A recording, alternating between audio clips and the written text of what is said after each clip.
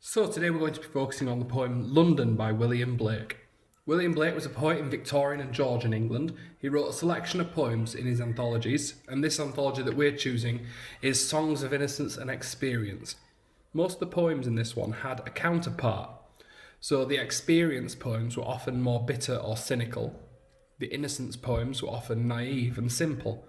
London is one of those few, though, in the poetry anthology that doesn't have a counterpart. The poem is set during a time in England in the 19th century where there was a poverty, child labour, and a horrific war with France. Women had no rights, death rates from disease and malnutrition were high, and the Industrial Revolution has resulted in many large oppressive factories.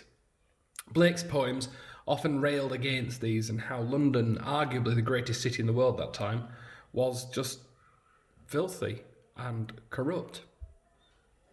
Bear in mind that William Blake held really quite radical social views at the time. It was, for someone in 1794 to write a poem like this, that's so very socialist, that's so very inflammatory, is phenomenal. This was unheard of at the time. He really believed in that social and racial equality, and in this poem throughout he questions what the Church of England and the Christian belief is actually teaching people. So looking at the poem itself, we're going to carry on, and for me I'm going to do form and language in pink and structure in yellow as normal. The first word of the poem is where I want to start focusing on, which is the first person narrator. And starting straight off with the word I really shows us, and it really makes it personal.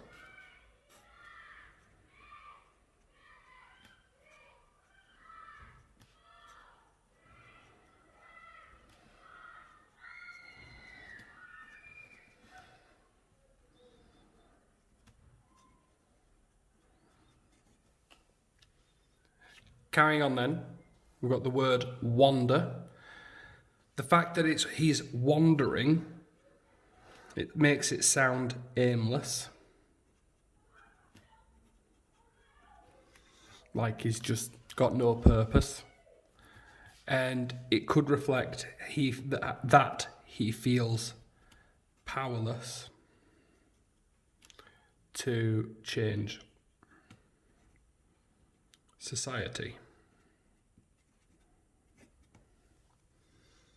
And I wander through each chartered street. Now we've got the pair here, where we've got each chartered street and we've got the chartered Thames. So focusing on chartered street to start with, the chartered streets shows us that the whole city is affected.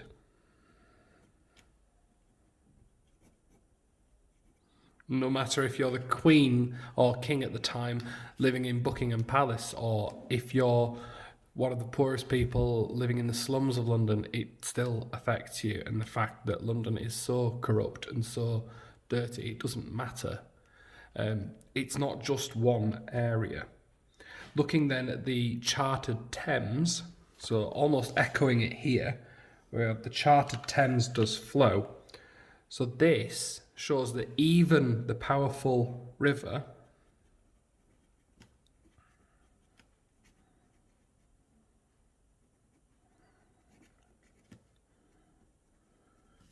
even that hugely powerful sort of Thames River is under human control.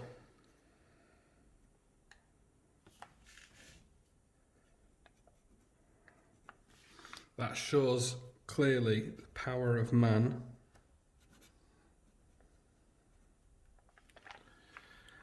And mark in every face I meet marks of weakness, marks of woe. Look at the repetition of the word marks, and also in the next stanza where we have the repetition of in every, and in every. It shows us this feeling of bleakness and despair.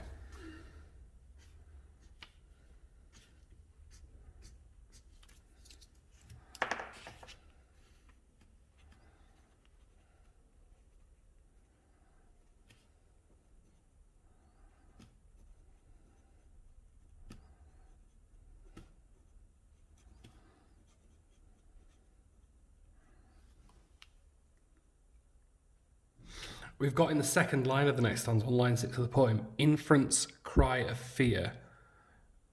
And then we have I hear. So the speaker's hearing these distressing noises, and throughout we've got like the chimney sweeper's cry, we've got the sound of the young harlot's curse further down. The speaker hears all these various noises.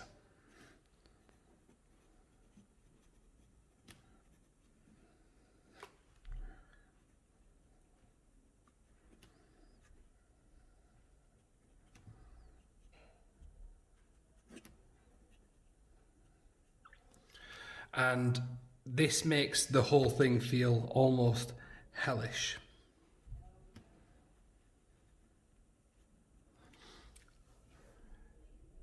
And then we look at the last line of this stanza, and this is one of the key quotes here, the mind-forged manacles. And within that quotation, we've got the idea that people are trapped. And one of the ways in that people were trapped was not just by thoughts and attitudes and by their own opinions. It was like there was a belief at the time that the poor were poor only because they wanted to be, because they were lazy. But you've also got this idea that the poor are trapped being poor because they owe money. So the moment they start gaining some money, they'll lose it immediately to pay off their debts.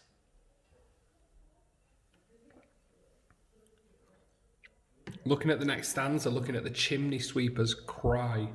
A chimney sweep, if you're not really sure about that, chimney sweeps are normally young boys. So this is a nice context note to make. So they were normally young boys. Shows that children are affected as well. We have that mentioned earlier as well with the infant's cry, but we're just getting it more sort of reinforced to us here and emphasised again. And then we have this quote, which is one of the more important ones again, where we have the blackening church. And the blackening church appalls. They've got this idea that William Blake, so that Blake is angry at all forms of power.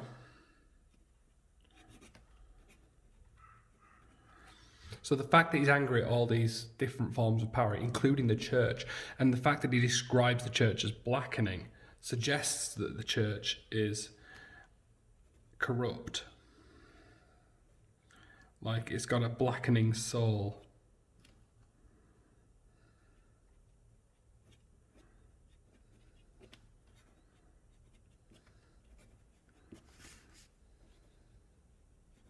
And when we say the church, we're not talking about one specific building, we're talking about the whole institution of Christianity in England at the time.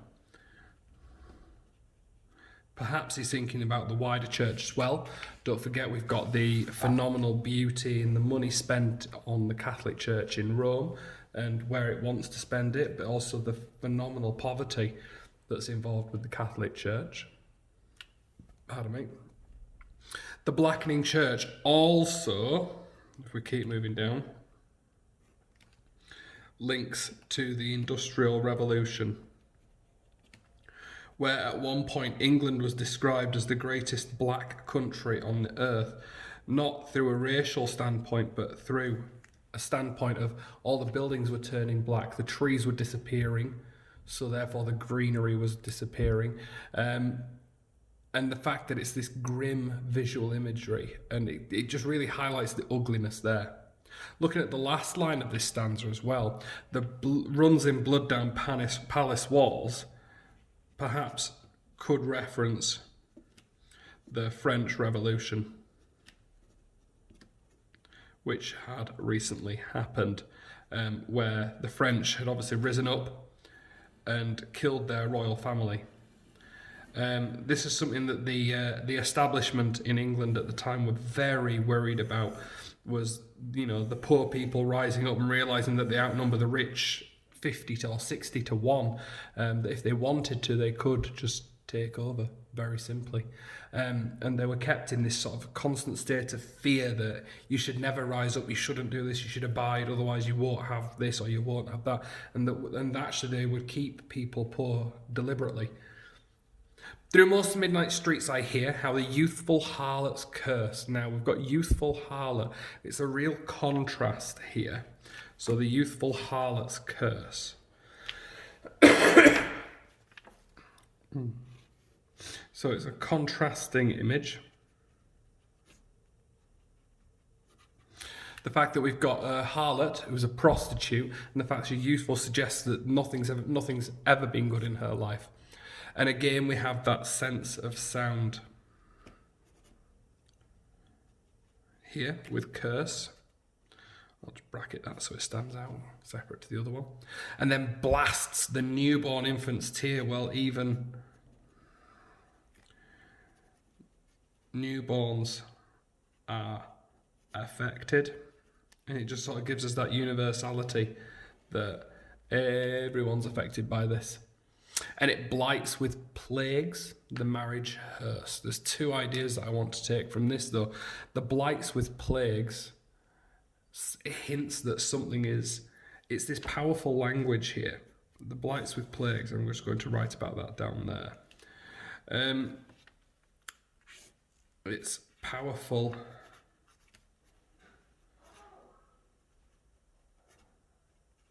language, and it hints to us as well that it's uncontrollable.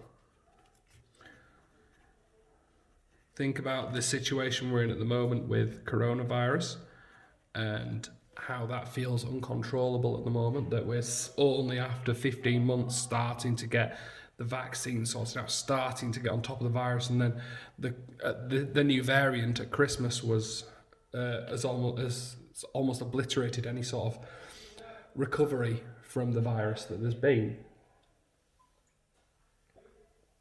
So that would be like a reference to the plagues. To blight something is to do something very negative to it.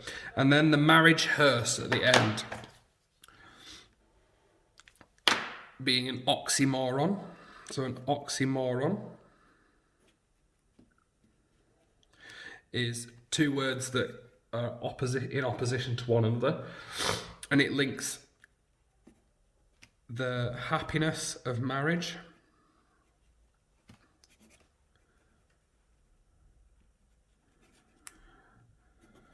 and it links that to death and that misery of death. So it suggests that everything has been destroyed.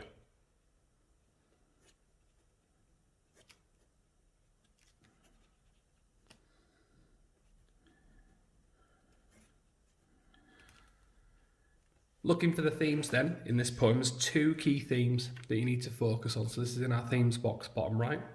There's the theme of anger,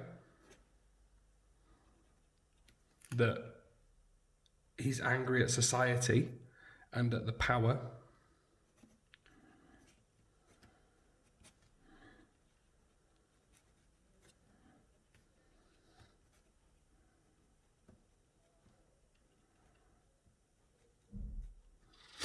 And the last one would be that almost contrasting image with the anger that he feels, but it was that idea of hopelessness.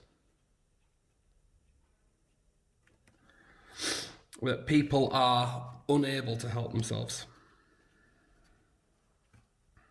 Not that they're incapable, as many at the time believed, but they are unable to help themselves.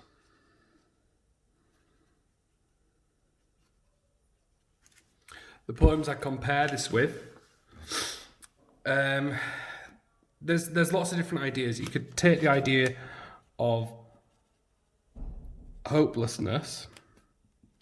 That could be easily compared with exposure, when you think about the hopelessness of war. But then there's the idea of the individual experience of places, and I'll compare that with the prelude, which we are yet to do, and also with Emigre, which is another one we are yet to do as well.